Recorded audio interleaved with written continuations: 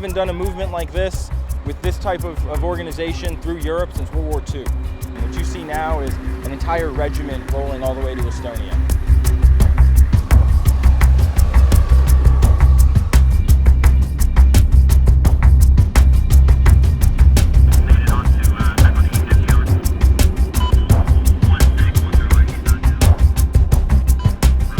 Looking forward to fulfilling our mission, which is to reassure our NATO allies and deter our enemies.